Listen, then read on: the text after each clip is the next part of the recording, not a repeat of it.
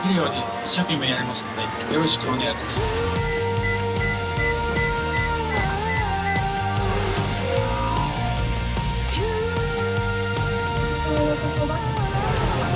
上も好きになってんの？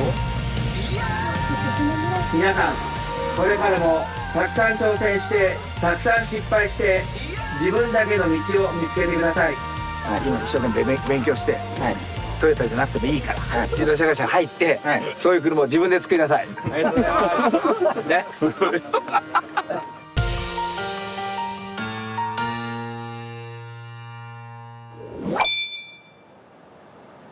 トヨタイムズの富川悠太です。今回は愛知県長久手市にありますモリコロパークにやってきました。2005年に愛・地球博万博が行われた場所なんですけれども、今も多くの方が訪れているんですね。お子さんもねいらっしゃいますね。こんにちは。楽しそう。大阪万博まであと1年。今日はですね、万博の跡地を取材してきます。かつて世界から2000万人以上を集めた愛知万博。その跡地を活用して作られた愛・地球博記念公園、通称モリコロパーク。広さはおよそ190ヘクタールあります。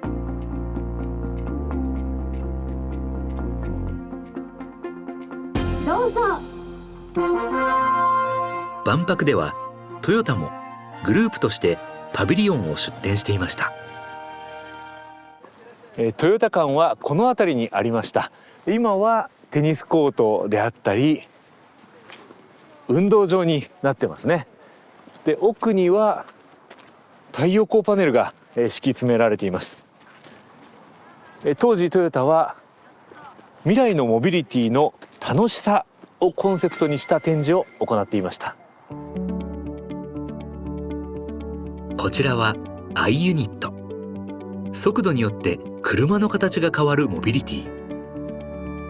手元にあるコントローラーだけで方向や速度を操作できました。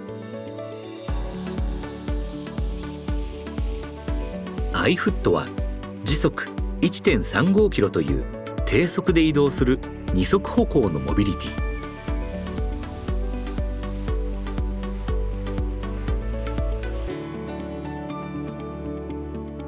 そして今、モリコロパークで新たなモビリティの実験が。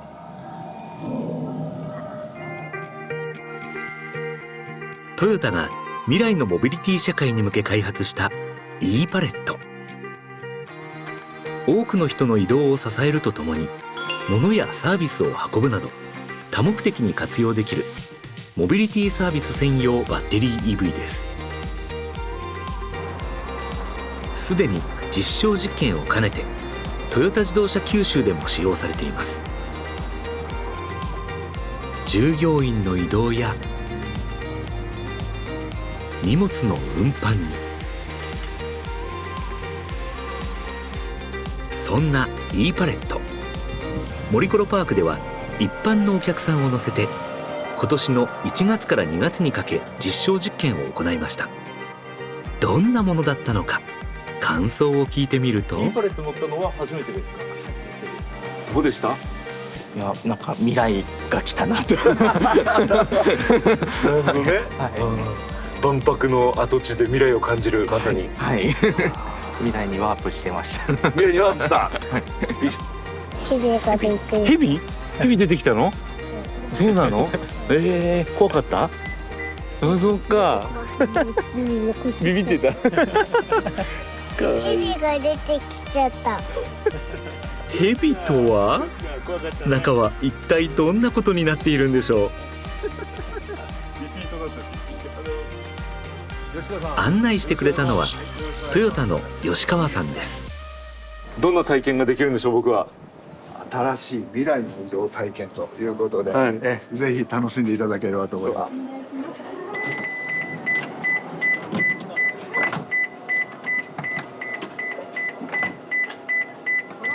モリコロパークを走る e パレットのコンセプトは未来の移動体験です。未来さん、よろしくお願いします。さて皆さん、今回の異世界トラベルはモリコロパーク。すごい、まだに出てきた。そしてパラレルワールドといったおお、森コロパークに重なっているさまざまな時空をすごい。特別な E パレットで覗きにくい世界への旅に窓がモニターになってんの？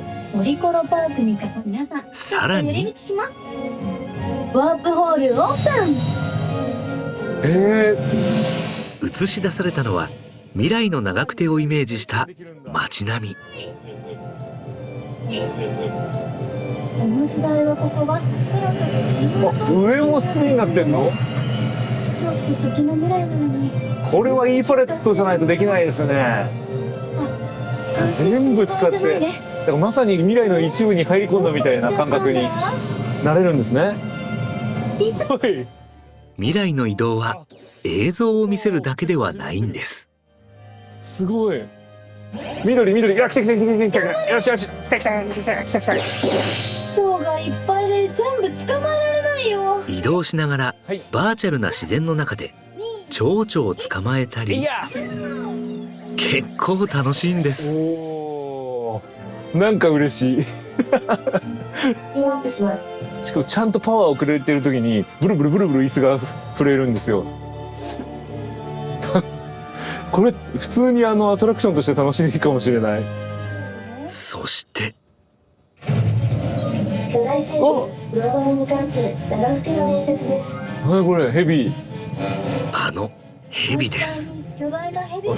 あの子が怖がってたやつだ。蝶を保護しないと。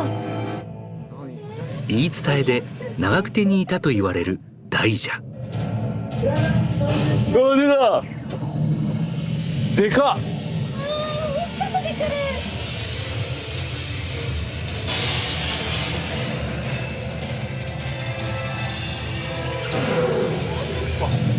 うわ、迫力ある。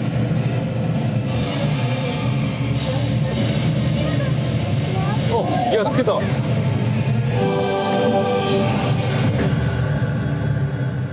おー、あっという間ですね。だって僕20分かかるって確か聞いてたんです、一周に。あっという間ですね。もう終わっちゃうのって感じ。吉川さん、まだ乗ってていいですか？楽しい。本当ですか？楽しいです。あっという間でした。2005年にはいの万博で、はいトヨタの場所で未来を感じられるものを見せてました。それがまさに体感できるっていう。そうですね。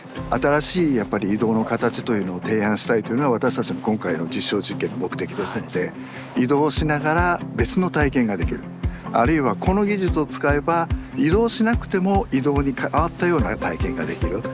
普段行けないようなところもそうだし、あるいは移動が困難なお客様にもですね、移動に変わる形としてご提案できるものだと思いますから、本当にいろんな価値観をお持ちのお客様、あるいは未来に向けても多様性のあるそういった考え方でですね、いろんな形で移動をご提供できるかなというふうに考えています。万博も E パレットもそして未来もみんなで作っていくもの。多くの企業さんなり多くの国が、来ていただいて出来上がった博覧会で、この技術も実はトヨタ紡織さんであったり NTT コミュニケーションさん、いろんな企業さんにもですね、私たちの思いに共感いただいて協力いただいてここまでできていますので、万博を作るように新しい未来は皆さんと仲間作りをしてですね、進めていきたいと思ってます。はい。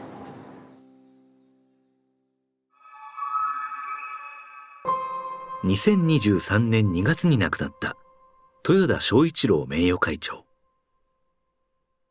実は章一郎さんにとっても森コロパークは思い入れのある場所でした。ぜひ楽しい博覧会を作りますので、1年後にはぜひお揃いで寄せていただきたいと思います。私どもそれに、期待にできるように一生懸命やりますので、よろしくお願いいたします。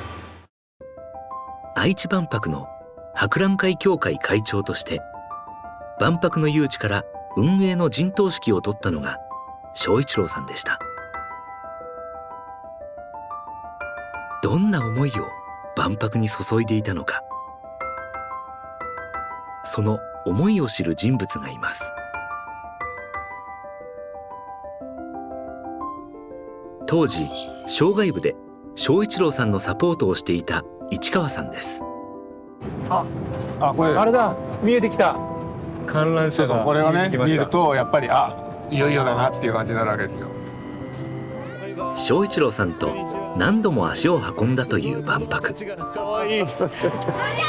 万博記念公園駅に着きましたけども、さすがです市川さん。ネクタイ。あ、バッチもだ。さすがですね。いや、やっぱり当時はねこういう格好をしてましたし、開幕前から、やっぱり盛り上げるために、みんなでこういう格好して、もちろん豊田名誉会長もねこういうバッジつけてこうネクタイ締めて、で話題にしてね、盛り上げようっていうことで。この場所へ訪れると正一郎さんとの思い出がよみがえります。いや、本当夏は暑くて、中歩くの大変でしたけどねこの中を歩くのがだけど本当によく歩きましたよ。一緒に宮会長とも。そんなに何回も来たんですね。そうですね、185日間でしたけど、ほとんど毎日のように来てたんじゃないですかね。そんなに。そのナショナルデーっていうね、その国を祝う日っていうのがあって、やっぱり協会長としてホストとしてやっぱりおもてなしをするので来ましたし、でそれ以外にもやっぱり全部パビリオン見てみたいっていう思いがあったから、それ以外にも来たりして、でプライベートでもフラッとご夫妻で食事しにここに来るっていうのもあったりして、いろんな国のレストラン行きましたよ。そういう楽しみ方もね、もちろんありますもんね。そうです。で現地のその国の方とね、これ美味しいねみたいな話をして、でまた得意の質問攻めとかあったんじゃないですか。そうこれはどういうトリュフのだとかねいろいろ話をしながら、それ本当に楽しかったですよ。2005年テーマに自然の英知を掲げ開幕した愛知万博。人類と自然、地球が共存して持続可能な発展の方向を見出すことができるよう、この博覧会の準備を進めてまいりました。特徴的だったのはその会場作りでした。従来のように更地にしてから会場を作るのではなく、もともとあった県の公園施設を生かしながら、そこにあった豊かな自然を生かすよう作られたのです。しかし問題もありました。小高い丘は高低差が40メートルもあるため歩いて回りづらい。平らな土地にならすべきという意見もあった中、正一郎さんたちは自然を残すことにこだわりました。そこで作られたのがこれがグローバルループ。すごい残ってるんだ。よく歩きましたね正一郎さんとも歩いたし、一人で走ってあっちとこっちで走り回ったり。会場のメインルートとして作られたグローバルループ。全長は 2.6 キロに及びます。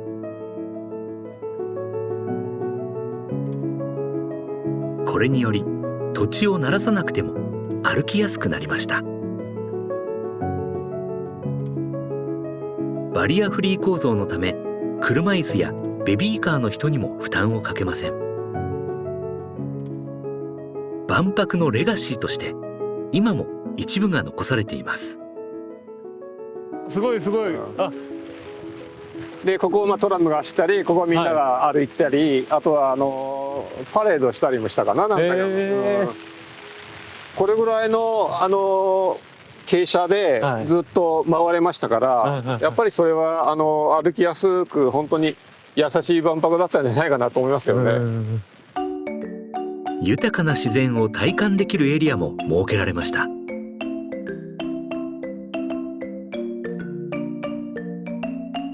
森の中に生息する植物や昆虫を観察する自然体感プログラムが毎日行われました。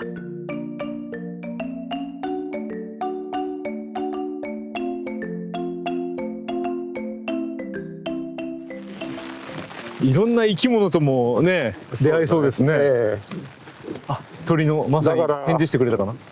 万博のね開幕前の話ですけど、貴重な生物がね長久手の里山っていう中に、生息してて、それを守ろうっていうことでね、いろいろな植物どういうとこに生えてるんだってあるんだとか、そのどういうような動物がねどんなとこにいるんだって名誉会長が言われて、で見に行ったことありますよ。山の中入ってて。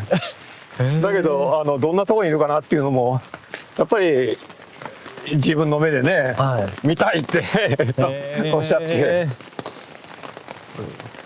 好奇心が旺盛なんですね。そうですね。何事にも好奇心が旺盛だし、自分の目でそういうのを見てみようと、何でも知ろうっていう、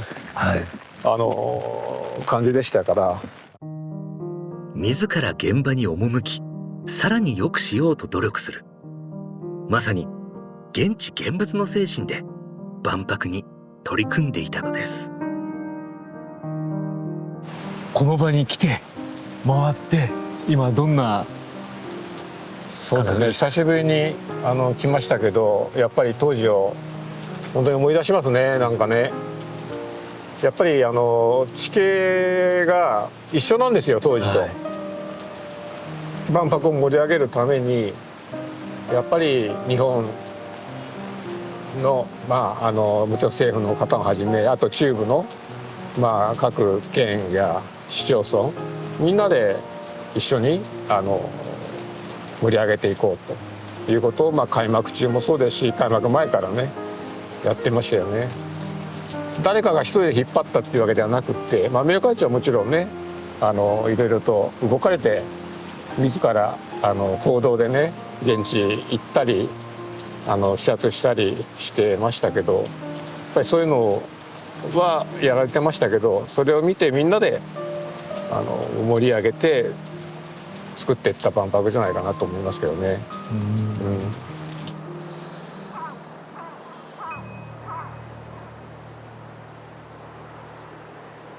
正一郎さんをはじめ多くの人たちの思いが詰まった森コロパークの自然。その自然との共存に意義を感じている人がいます。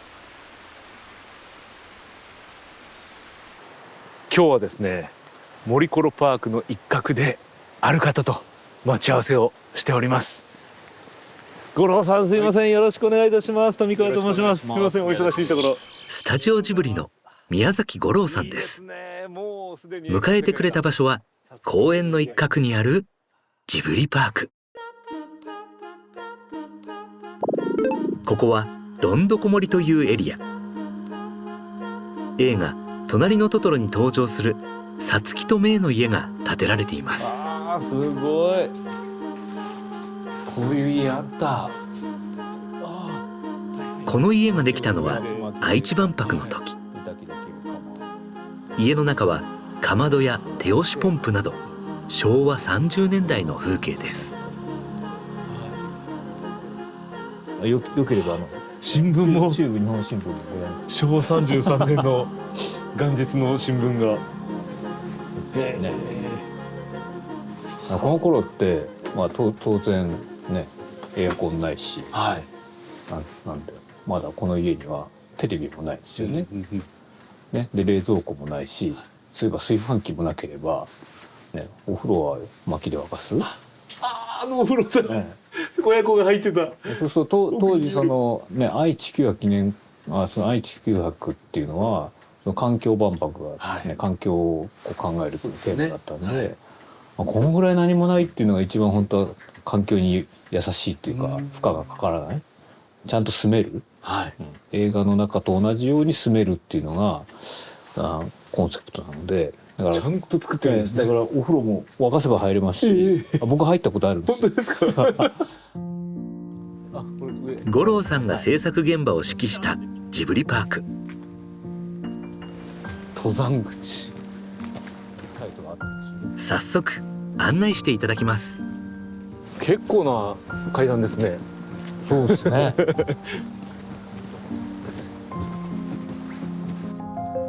そこにはああ、来た。出迎えてくれます。あ、生で初めて見ました僕。今日はね、青空だからいいですよね。映えますね。トトロ。うわー。ああ、いいですね。登った充実感とともに現れるトトロ。あーって言ってそうな感じの顔ですね。これだから実はこっち側からと、はい。あ、こっちの方が分かった。こっちの方が分かった。あれ。これは両方から見えるようにっていうサービスですか。あ、そうですそうです。さつきとメイの家があるこの一帯の山は昔キャンプ場だったんですよ。そうなんですね。最初の頃の時代は。はいはい。結構ね、あれですよ、イノシシとか。あ、本当ですか。イノシシもいるんですか。よく出るって言われるし、ね、イタチみたいなやつとか、ノウサギとか。どこにいるんだろう。結構いろんな生き物いたりあります。じゃあトトロもいるかもしれないです。本当にね。公園の自然の中を歩きながら作品の世界を楽しむジブリパーク。里山のような風景がある場所にはもののけ姫の世界をモチーフにしたエリアも。あのたたり神とおっこと主や映画に登場した物見櫓をイメージしたものも。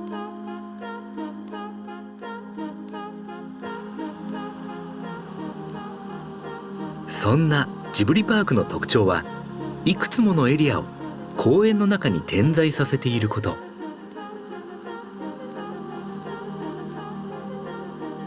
それは五郎さんのこだわりでもあったそうです。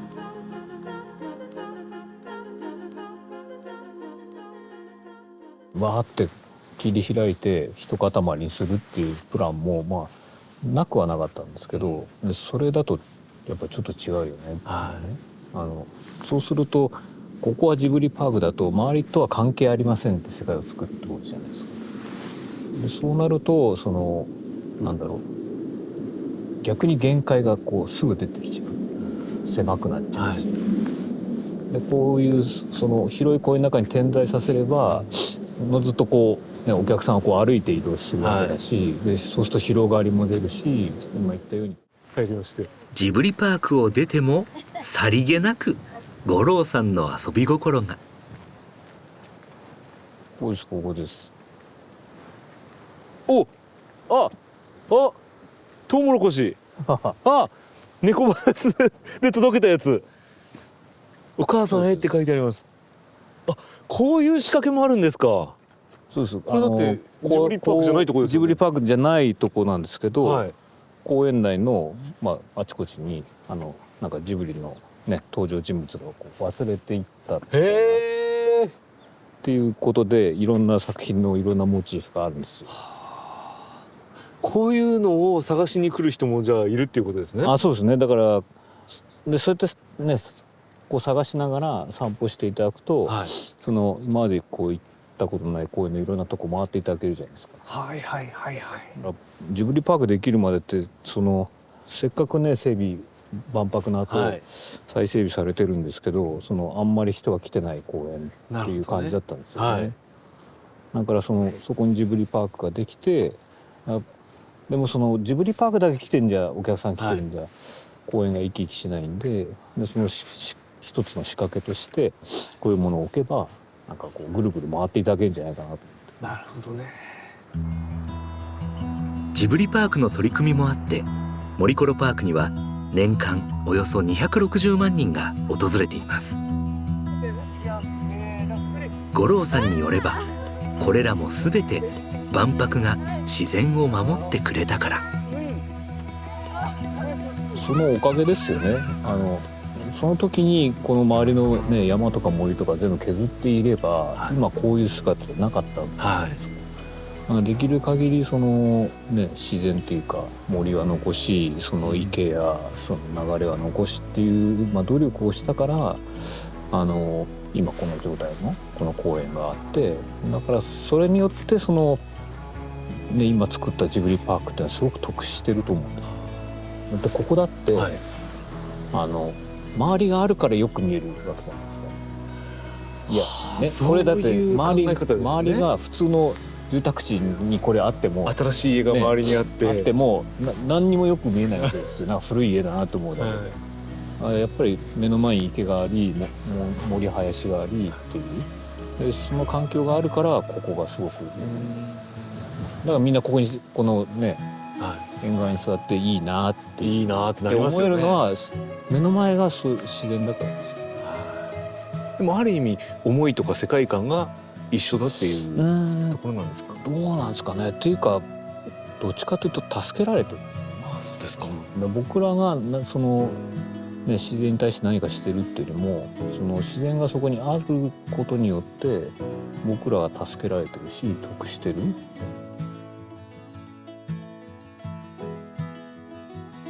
そんな森コロパークに子供もそして大人も喜ぶあるものが登場します。森コロパークの新たな目玉の一つとなるのがジブリの世界観を味わえます。この乗り物です。隣のトトロの猫バスをイメージして作られた APM 猫バスです。運行を始めるのは3月16日。それに先駆けメディア向けのセレモニーが行われました。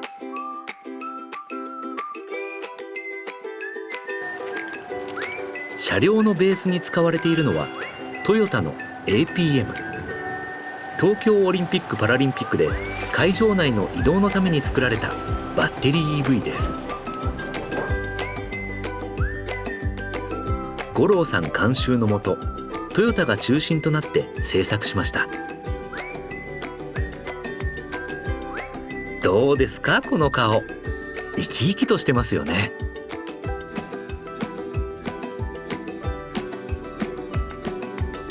こんな遊び心も。行き先表示の文字を逆さにしたり、ナンバープレートはトトロをもじったものにしました。さらに映画の猫バスに乗っているかのように感じさせるこんな工夫も。座席のシートには毛足の長い素材を使い、触るとふかふか。同じ素材を天井にもつけました。運行管理を行うのはモビリティで地域活性化の事業を行っているモネテクノロジーズ。そして実際に運転業務を行うのが愛知県内でバス事業を行っている宝永交通です。こうしたその園内モビリティに関わるというのは実は初めてでして、素晴らしい車両がありますんで、そういったものを使ってですね、来ていただいた方に、より楽しくなっていただいて快適に移動ができるような新しいモビリティを作っていきたいと思っています。猫バスっていう日本中で愛されているキャラクターをですね運転できるというところはやはりドライバーたちが非常に喜んでいまして、今回こういった、お仕事になりましたことをですねすごい誇りに思っております。トウモロコシかなんか持って乗れるんですかね。ご乗車中はですね落とし物がないようにカバンにしまっていただいて。それはダメですか。はい。ありがとうございます。森コロパークを管理する愛知県の大村知事にも話を聞きました。愛・地球博ねのコンセプトが人、生き物、地球に対する愛ということだったんで、それを、まさにジブリパークがねそのジブリの映画の脈々流れる、そういうコンセプトっていうのは、そういう人や生き物に対する愛じゃないですか。だからそれをちゃんと本当にきちっとなんかこう、引き継ぐことができる、ジブリパークがねこう自然との共生の中で、万博公園そしてジブリパークできたということを本当に嬉しく思っております。自然の中をねこう、猫バスがねゆっくりゆっくりこう走っていくっていうのは本当になんかこう自然の中に包まれてるという感じがしてね、素晴らしい体験じゃないかなというふうに思いますね。ではいよいよ私も試乗させていただきます。失礼します。あ、この持ち手がここにあるのもいいですね。ちゃんとここがコーティングしてあって冷たくないようになってます。よし、では行ってまいります。よろしくお願いします。猫バスの音楽が頭に流れてる。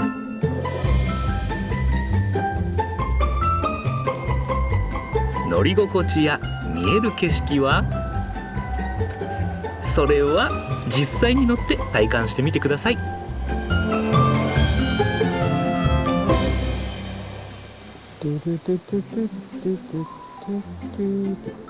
あ、五郎さん。あ、どうも。これがまたこの森コロパークの自然の中を走るっていうのも最高ですね。そうですね。なんか面白いですよね。ネット猫バスの横猫がね、かわいい。あれみたいな。ジブリパークという、ジブリのこの世界観の中にちゃんと入りますか？入ると思いますね。世界観っていうか遊びですよね。大きなおもちゃの車を作るようなイメージの方がやっぱいいんじゃないっていうことで、この形になったってことですよね。作る上でこだわったのは顔。もっとね下向いてたんですよ。そうなんですか。最初はなんかこう下向いちゃってるっていうことで、あとはなんていう今完全に前にこう進むようなね躍動感がありますね。感じもあると同時にそのでこう僕らが見てるのとこう子供が見てるのって目線が違うじゃないですか。でちっちゃい子ってこれぐらいになるんで。でその子たちが見てちょうどいい塩梅、怖すぎないしでもなんか親近感もあるし、だから本当はこうやって見るよりもこうかがんで見た方が多分映画の気分に近いです。しかもしゃがんだ方が優しい顔に見えます、っていうことなんですよね。立って見た顔としゃがんで見た顔、確かに印象が違ったんです。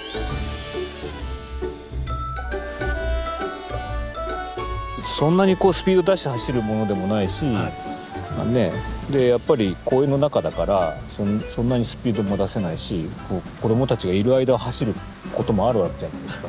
でその時にこうどいてねっていう感じでこうゆっくり走れる感じは大事だと思うんですよ。この足がこう跳ねてる感じも可愛いですね。そう最初はだからトヨタの方が描いた最初のデザインって、こう座ってるっていうか、足がこう着地した足だったんですよ、それは足が。そうするとなんだろう、走ってる時が変じゃないですか。だから走ってる感じで後ろ足がこう蹴ってて、で肉球が見えてるみたいな方がいいんじゃないっていう。改善版なんですね、じゃあこれは。随分そういうお話して、でここまで至ってるって感じですよね。どんどん五郎さんのイメージに近づいてって。いや僕のイメージっていうか僕の無責任なイメージがあって、でそれに対してこうトヨタさんのね、デザイナーの方たちがこういうふうにしてみましたってまず絵を描いてくださるじゃないですか。でそれに対して僕はいやここはこうじゃないですかっていう、そのキャッチボールをずっとやってるって感じですよ。APM ネコバスの開発裏話、もっと聞いちゃいます。トヨタの開発陣の皆さんにもお越しいただきました。5人の代表者に話を聞きました。どんな苦労がありました？各、部署から、メンバーを募って、こういうことやるんだよって、いい人いないかなっていうような声掛けをして、集まったメンバー。そうですね。の精鋭です。精鋭たち。なるほど。なぜ精鋭たちと言ってみんなニヤッとしたんでしょうね。でも本当にプロジェクトのリーダーとして、彼だったら塗装で彼女たちも車両を組み立てるとか、各々の役割に応じて、その役割を担っていただきましたので、はい。一番難しかったのってどこですか？そうですね、全部難しかったんですけれど、やっぱり顔の表情が人それぞれイメージがあるんで、その1ミリでも顔がとか目の位置が変わっちゃうと全然違うし、目の位置が違うと全然表情が違っちゃうんですね。顔は？顔。そうですね。組みこの付け顔。はい。このどこが大変でした？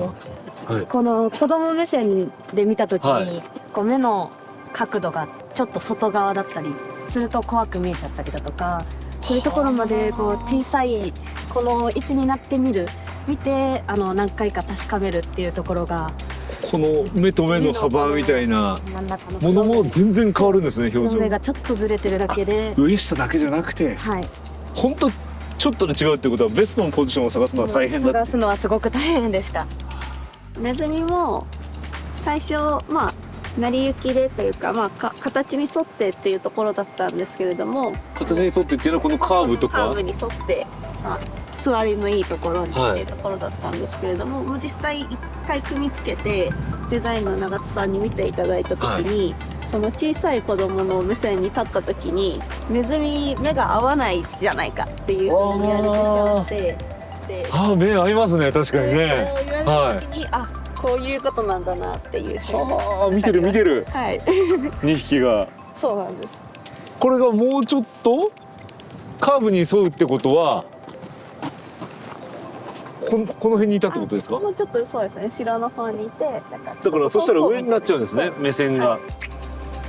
だから下から見るともう反対、なんか自分の上を見てるような目になっちゃうから、見てるようにしてほしい。そうです。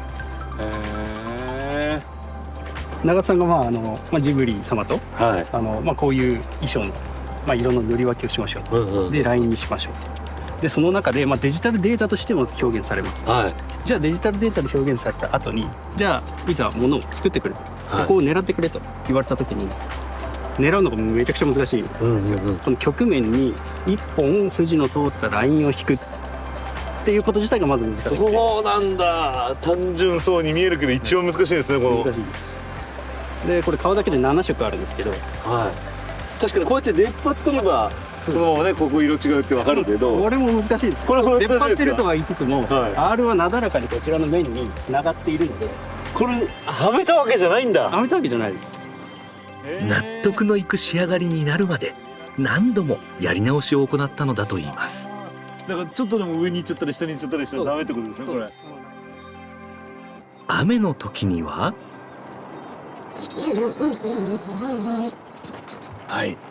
いかがですか？中に乗っていて雨が降って外を見ると、僕の奥に見えますか？トトロの影が出てるんですよ。でこれね、この仕掛け実は開発陣から五郎さんに提案したそうです。僕らもいいよって言われた以上、やってみたいなっていうのが結構いいよって言ってもらいましたね、我々の提案を。だって皆さんの方が楽しんでやってたって言ってましたもんね。いや間違いないですね。だってもう今のこの5人の顔見てください。いや、みんな見てください、この楽しそうな顔ね。でもね、すごく充実してる感じが。いや本当そうですね。こういうメンバーの声を聞くと、僕らもまた新しい企画を立てなきゃいけないなと思いますし、こうベテランから若手それぞれが教え合いながらやっていくのは我々のモットーですから、それをまた続けていきたいと思います。開発陣の話をもっと知りたい方はトヨタイムズの特集記事もご覧ください。正一郎さんが大切にした森コロパークの自然、そしてその精神はトヨタをはじめ多くの人たちに受け継がれ生かされていました。我々は思いっきり喜んでますからね、すでに。可愛い乗り心地いい。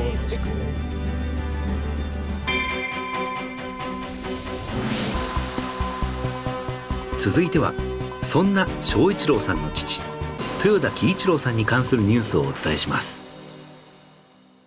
豊田喜一郎さんらの功績を称える豊田市の顕彰祭が行われます。明夫さんは豊田家の代表として出席します。トヨタ自動車創業者豊田喜一郎さん、そのトヨタの招致に奔走し実現した旧衣町長の中村寿一さん。献花式には200人以上の方が参列しました。お二人の熱い志によって本市の自動車産業は生まれ、車の町、ものづくりの町として本市は発展してまいりました。先人の不断の努力により受け継がれてきたこの町を着実に次の世代へ継承していくことをお誓い申し上げ、ご挨拶とさせていただきます。今年の1月30日、私はトヨタグループの責任者としてグループの目指すべき方向、絶対にぶらしてはいけない軸を定めたビジョンを発表いたしました。次の道を発明しよう。このシンプルな言葉に私自身の素直な思いを込めました。誰かを思い、学び、技を磨き、ものを作り、人を笑顔にする。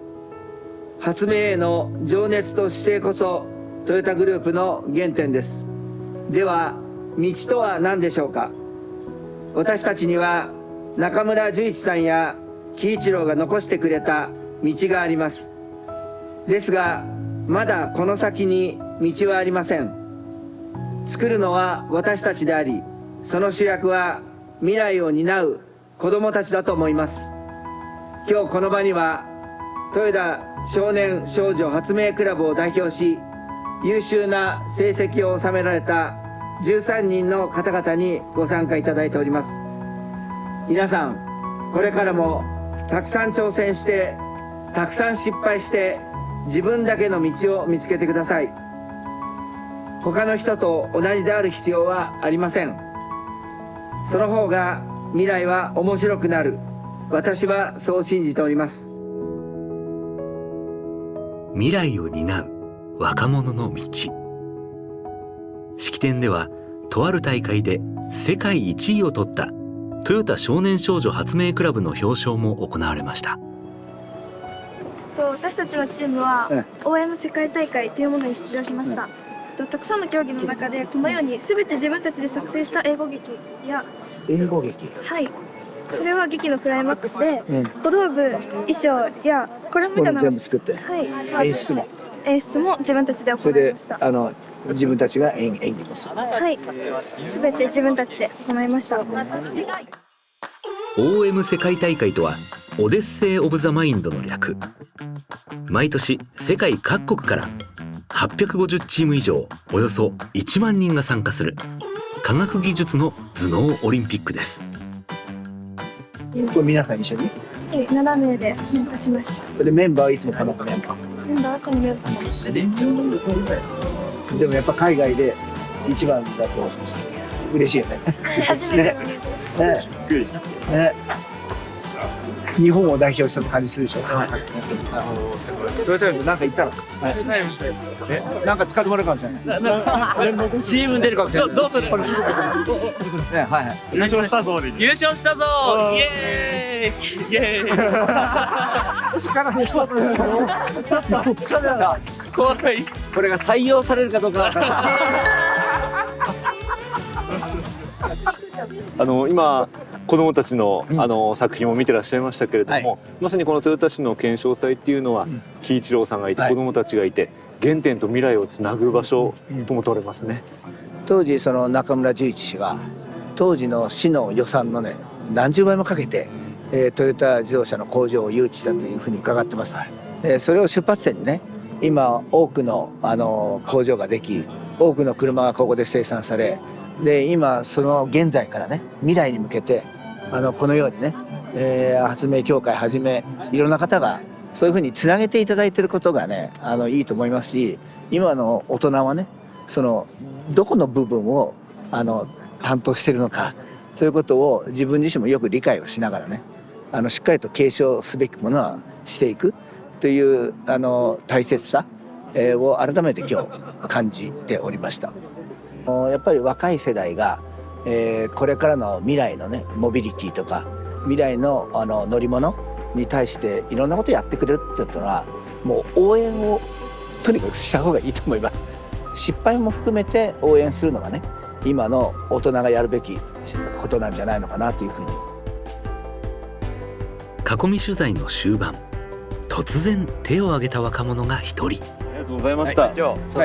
僕は臭くて音がたくさん出て、そういう野生味あふれた車が好きなんですけど、同じじゃん、同じ。これからどのような野生味あふれた車を作ってくださいますか？自分が乗りたい車はどんな車？自分の乗りたい車は手頃な価格で、軽くて、とても軽快な車が好きです。ならさ、今一生懸命勉強して、トヨタじゃなくてもいいから、自動車会社入って、そういう車を自分で作りなさい。ありがとうございます。ね、すごい。自分で作った方がいい。自分で作った方が僕が作るよりいい車できるかも。ありがとうございます。で少なくとも僕よりもいい車を作ろうと思った方がいい。ね。喜一郎さん、正一郎さん、そして昭夫さんが作ってきた道。これから若い世代の皆さんがどんな道を作っていくのか楽しみにしています。